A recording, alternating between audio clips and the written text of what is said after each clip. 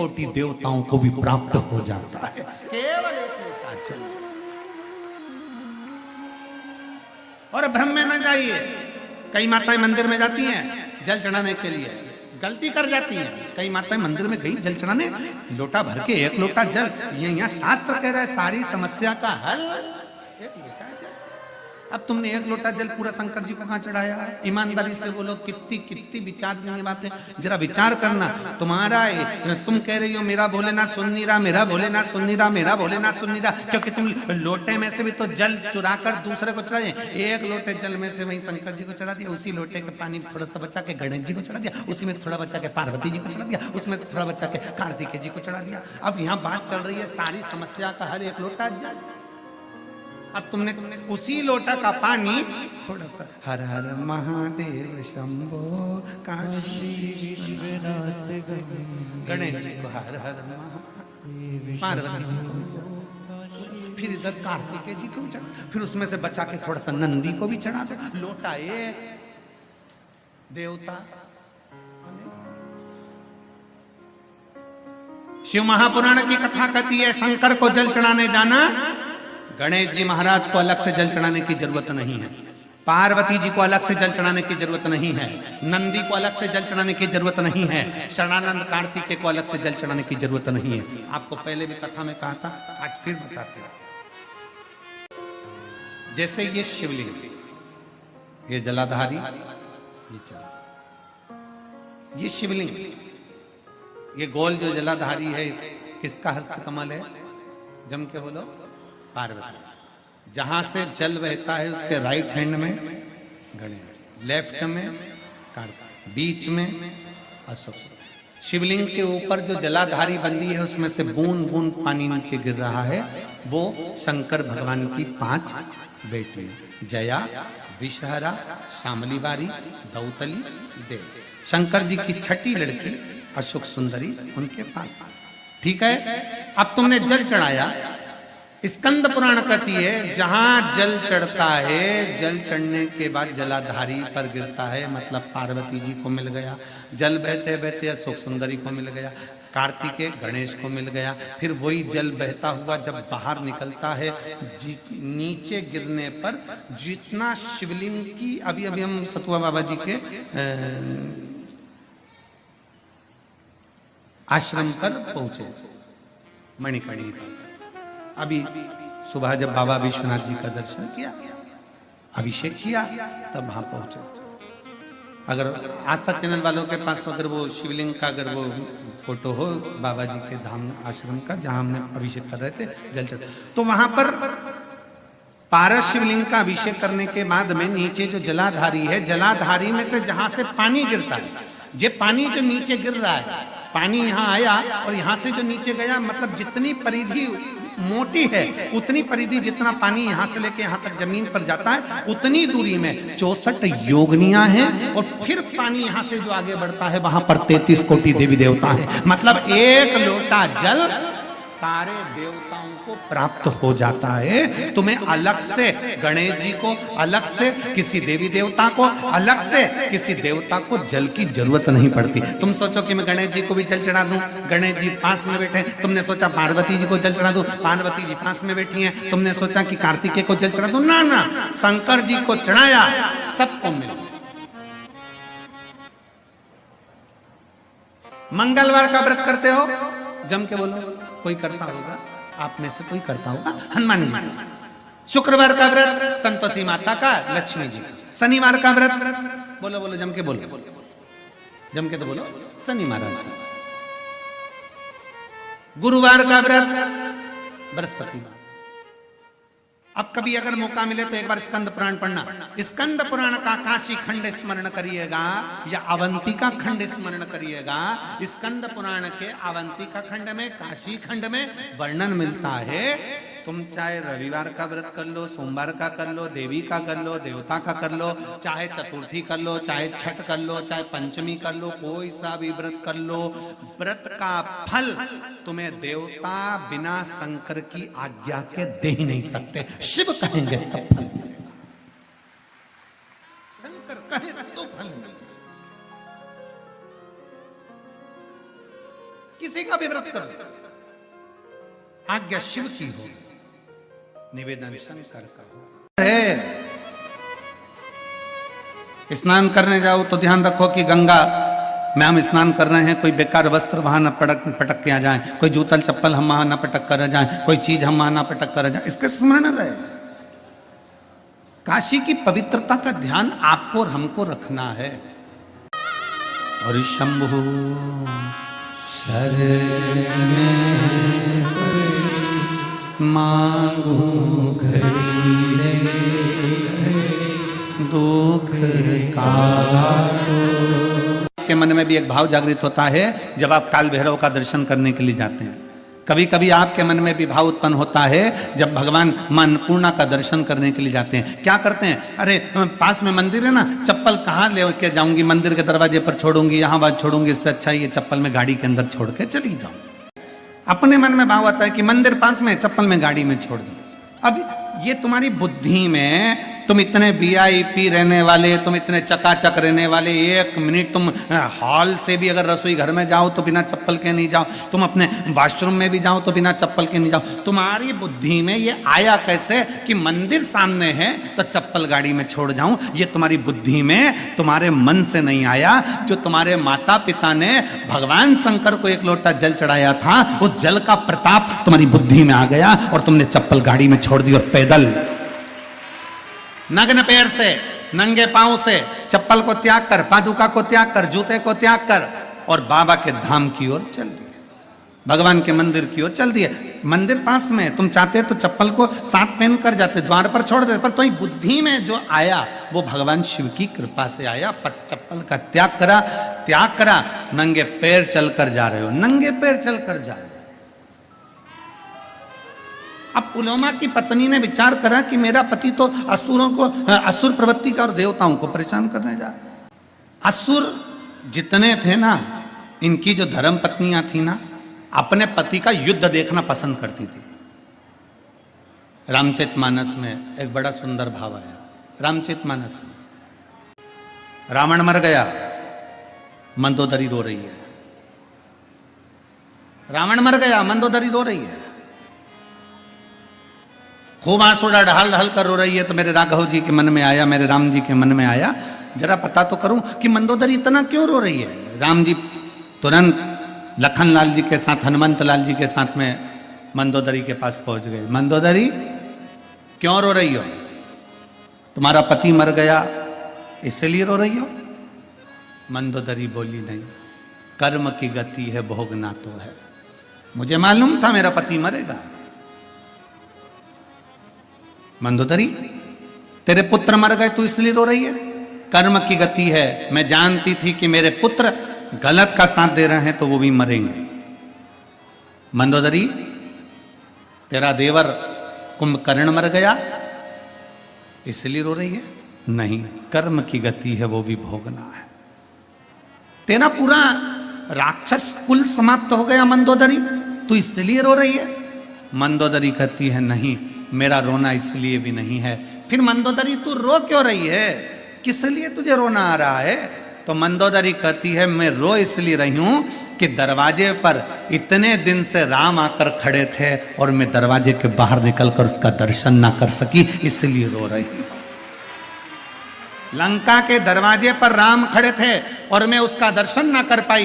लंका के दरवाजे पर राम आकर खड़े थे और मैं उनका दर्शन ना कर पाई। तो भगवान राम ने कहा मंदोदरी, ये कोई अच्छी बात थोड़ी ना है कि किसी अच्छे कुल की स्त्री बाहर निकलकर दर्शन करने के लिए बाहर आए। नहीं स्वामी, अगर मैं मेरे पति से कहती कि मुझे युद्ध का दर्शन कराना है तो मेरे पति युद्ध का दर्शन कराते। मैं युद्ध देखने के लिए नहीं आती, केवल आपका दर्शन करने के लिए आती कि मेरे दरवाजे पर राम आए हैं तो उनका आदर कर लूं, सम्मान कर लूं, सत्कार कर लूं, उनका दर्शन कर लूं, उनका दर्शन कर लूं, बस उनको प्रणाम कर लूं। राम जी ने कहा मंदोदरी तुझे युद्ध देखने का इतना शौक है? नहीं, शौक नहीं है, केवल आपके दर्शन का शौक है। ठीक है मंदोदरी, ये दशरथ पुत्र राम आज तुझे वचन देता है, अगर तू युद्ध का दर्शन करना चाहती थी तो मैं तुझे युद्ध का दर्शन कराऊंगा, पर इस जन्म में नहीं मंदोदरी। मेरा जो अगला अवतार होगा, कृष्ण अवतार, तब मैं तुझे युद्ध के मैदान में खुद बुलवाऊंगा। तू जब तक मंदोदरी कहती है मैं तो मर जाऊंगी, मेरे प्राण छूट जाएंगे, भगवान कहते तुझे मरने भी ना दूंगा। और आया था समय, आप सभी ने महाभारत का एक सुंदर चरित्र श्रवण करा होगा। भीम ने शब्द कह दिया था द्वारकानाथ के सामने, द्वारकाधीश चिंता करने की जरूरत नहीं है, ऐसे कौरवों की सेना को तो मैं मरोड़ कर छोड़ दूंगा और तोड़कर इनको फेंक दूंगा, इनको तो मैं जीवित नहीं रहने दूंगा। जब भगवान द्वारकानाथ के शब्द सुना तो द्वारकाधीश को लगा कि पांडवों में सबसे ज्यादा अभिमान भीम को अपनी वीरता का है, ये बर्बाद कर देगा, ये समाप्त कर देगा।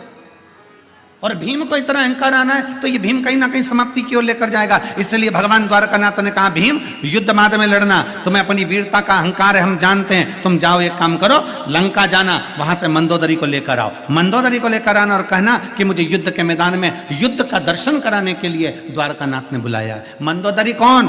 भीम पूछ रहे हैं। तो भगवान द्वारकानाथ कहते हैं पहले लंका में जाओ, मंदोदरी को लेकर आओ। भीम लंका में गए, भीम ने जाकर लंका में प्रणाम किया और पूछा कि मंदोदरी कहां रहती है। बूढ़ी सी मंदोदरी अपने कक्ष में बैठी हुई थी। भीम ने जाकर प्रणाम कर कर कहा मंदोदरी हो? हाँ, चलिए, कौरव और पांडवों का युद्ध होने वाला है, उसका दर्शन करने के लिए द्वारकानाथ ने बुलाया है। मंदोदरी की आंख से आंसू बह गए। द्वारिकाधीश, मेरे राम जी का अवतार हो गया, प्रणाम करती हूं मेरे द्वारकानाथ को। द्वारकानाथ किसका युद्ध है? मेरे द्वारकाधीश युद्ध लड़ रहे हैं। भीम कहते हैं द्वारकानाथ युद्ध नहीं लड़ रहे, मेरे जैसे शूरवीरों का युद्ध है। जो सुना मंदोदरी ने कहा ठीक है, आप पहले स्नान करो, फिर अपन चलते हैं। भीम स्नान करने के लिए गए, भोजन करने के लिए मंदोदरी ने कहा कि तुम स्नान कर आओ, भोजन की तैयारी है, फिर अपन चलते हैं। भीम स्नान करने के लिए लंका के पीछे गए, तालाब में कूदे, कूदने पर भीम को तालाब में से निकलने में 3 दिन लग गए। जो भीम समुद्र की थाप आकर एक क्षण में बाहर आ जाता था, वो भीम को तालाब में से निकलने में 3 दिन लग गए। 3 दिन बाद भीम जब निकलकर मंदोदरी के पास आए, मंदोदरी ने पूछा भीम कहाँ रह गए थे, तुम इतनी देर में आ रहे हो, कहाँ रह गए, इतना समय लग गया तुमको? भीम कहते हैं मंदोदरी से मां समझ में नहीं आता, मैं समुद्र में कूदता था, थाप आकर 1 सेकंड में बाहर आ जाता था, समुद्र में जाता था तो उसका छोर पाकर 1 सेकंड में आ जाता था, पर आज लंका में ना जाने ऐसा कौन सा तालाब है जिसमें मैं कूदा तो कूदने में मुझे 3 दिन में बाहर निकल कर आया हूं। मंदोदरी ने पूछा गए कहां थे नहाने? भीम कहते हैं लंका के पीछे। मंदोदरी कहती है वो तालाब नहीं था, मेरा देवर कुंभकर्ण मर गया था, उसके सिर की हड्डी पड़ी थी, उसमें पानी भरा गया था, उसमें नहाने में तुझे 3 दिन लग गए। मेरे देवर कुंभकर्ण के सिर की हड्डी में नहाने में तुझे 3 दिन लग गए। भीम, जिस देवर के सिर की हड्डी में स्नान करने में तुझे 3 दिन लग जाते हैं, सोच कि मेरा देवर वीर कितना होगा। और तू कहता है कि तेरे जैसे शूरवीरों का युद्ध देखने जाऊं? मंदोदरी ने हाथ जोड़कर द्वारकाधीश को प्रणाम किया और नमन कर कर अपने प्राणों को त्याग दिया। असुर प्रवृत्ति में जन्म लेने वाली कई असुर राजाओं की धर्म पत्नियां, पुलमा की पत्नी ने विचार करा कि अब मैं अपनी पादुका का त्याग कर देती हूँ। ये पादुका का त्याग करना भी मतलब, आप अगर किसी मंदिर में जा रहे हो, देवालय में जा रहे हो, शिवालय में जा रहे हो, कुछ दूरी पर अपनी पादुका, अपनी चप्पल को छोड़ देना भी यह हमारे जीवन की एक कृतार्थता है। देवताओं को परेशान करने के लिए जा रही थी, पादुका का त्याग हो गया। चलते चलते पांव में, उस पुलोमा की धर्मपत्नी के पांव में कोई कांटा चुभ गया। पुलोमा की धर्मपत्नी के पांव में कांटा चुभ गया। उसको ज्ञात नहीं है कि यह काशी है। चित्तवृत्ति में ध्यान नहीं है उसके कि काशी, बस वो तो पति के साथ जा रही है, चली जा रही है, और कांटा पांव में चुभ गया। कांटा चुभते से ही नीचे बैठ गई, नीचे बैठी, स्वामी स्वामी स्वामी आवाज लगाई। असुर पुलोमा आया और असुर पुलोमा ने अपनी पत्नी को कहा क्या हो गया तुमको? पांव में कांटा चुभ गया। पति ने कांटा निकलवाया, पत्नी का पांव का कांटा निकल कर फेंका। पत्नी पुलोमा की धर्म पत्नी ने विचार कर लिया, मैं यहां से निकल कर जा रही हूं, मेरे पांव में कांटा चुभ गया, कोई निकल कर जाता होगा उसके पांव में कितने कांटे चुभते होंगे। मैंने तो पादुका का अभी त्याग करा है, मैंने अपनी चप्पल का भी त्याग करा है, मेरे पांव में कांटा चुभा तो कितने के पांव में कांटा चुभा होगा, कितने के पांव। पुलोमा आगे आगे चलता है। पुलोमा की पत्नी, काशी की धरा उसको नहीं मालूम कि ये काशी है, वो बस कांटों को बीनती बीनती उन कांटों को अपनी झोलियों में भरती जाती और एक जगह ले जाकर छोड़ती जाती, भरती जाती, एक जगह ले जाकर छोड़ती जाती, भरती जाती, एक जगह ले जाकर छोड़ती जाती। उसको क्या मालूम था कि काशी की धरा पे से कांटे भी चुनकर फेंक दिए तो तेरी झोली कैसे खाली रह सकती है। और पुलोमा की संतान नहीं थी, पर वो कांटे भी चुनकर फेंके तो पुलोमा की धर्म पत्नी का गर्भ ठहर गया। पुलोमा प्रसन्न हो गया कि आज मेरी पत्नी का गर्भ ठहर गया। जिस पत्नी के गर्भ के लिए तुम्हें देवताओं को परेशान करता हूं, जिस पत्नी के गर्भ के लिए मैं देवताओं को कष्ट देता हूं कि देवताओं ने मेरे भाग्य में, मेरी पत्नी के भाग्य में औलाद नहीं लिखी, मेरे पत्नी के भाग्य में संतान का सुख नहीं लिखा। भरोसा और वो विश्वास लेकर अगर आए हो तो पूर्ण भी वही करने वाला। रामचरितमानस में सबसे पहले तुलसी बाबा ने कर दिया शंकर विश्वास रूपिणो, शिव विश्वास है और जिसने भरोसा कर लिया शंकर उसका हो गया। बाबा ने, उसने तो कांटे बीने थे, किसके किसके कांटे। उसको लगा कि यहां से निकल कर जाऊंगी, उसको लगा यहां से जब निकल कर मैं जाऊंगी, जैसे मेरे पांव में कांटे चुभ रहे हैं ऐसे और भी शिव भक्त निकल कर जाएंगे, उनके पांव में कांटे चुभेंगे। ना जाने कोई भक्त जाए और उसके पांव में कांटे चुभे तो उसने सारे कांटे बीन कर एक और पटक दिए। और शिव की कृपा क्या हुई, उसके दरवाजे पर करी गई साफ सफाई, उसके दरवाजे पर करी गई झाड़ू पोछा। और पहले भी कथा में कहा, मेरे बाबा तेरी नौकरी सबसे बढ़िया है सबसे खरी, भोले बाबा तेरी नौकरी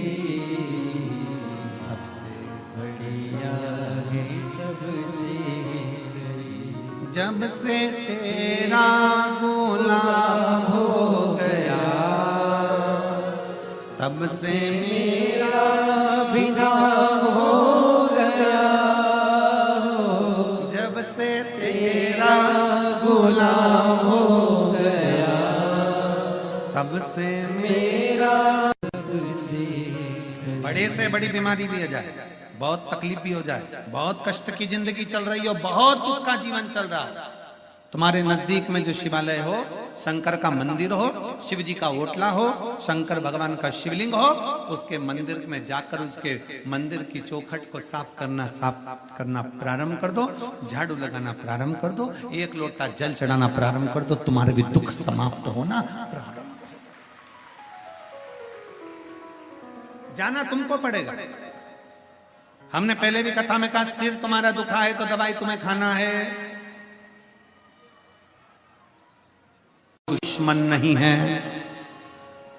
शंकर भगवान का कोई विरोधी नहीं है, शंकर भगवान का कोई दुश्मन नहीं, कोई विरोधी नहीं। देवता जितना भजन करते हैं उतना असुर भजन करते हैं, किन्नर जितना भजन करते हैं उतना गंधर्व करते हैं। शंकर भगवान का जितना ब्राह्मण भजन करता है उतना ही शूद्र करता है। शंकर भगवान का जितना वैश्य भजन करता है उतना क्षत्रिय भजन करता है। शिव का कोई दुश्मन नहीं, शंकर का कोई दुश्मन नहीं, शंकर भगवान का कोई द्रोही नहीं, शिव का कोई दुश्मन। और रहो संसार सागर में, संसार सागर में रहिए। शिव महापुराण की कथा कहती है, अनाज में से कंकर और जीवन में से संकट। जम के बोलो क्या क्या, आवाज आना चाहिए यहां तक। अनाज में से कंकर और जीवन में से संकट कोई दूसरा नहीं निकाल सकता, अपने को खुद को निकालना है। कोई दूसरा नहीं निकालेगा। अनाज में अगर कंकर आ गया, भोजन कर रहे थे, पकवान बन गया था, मुंह में चले गया खीर, मुंह में चली गई सब्जी और उसमें कंकर आ गया, कोई दूसरा निकालेगा? जम के बोलो जरा, कोई निकालेगा? नहीं। अनाज में से कंकर और जीवन में से संकट।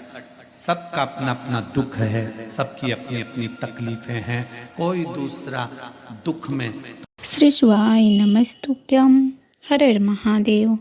पूज्य गुरु जी पंडित प्रदीप मिश्रा जी की कथा अभी वाराणसी यूपी में चल रहा है।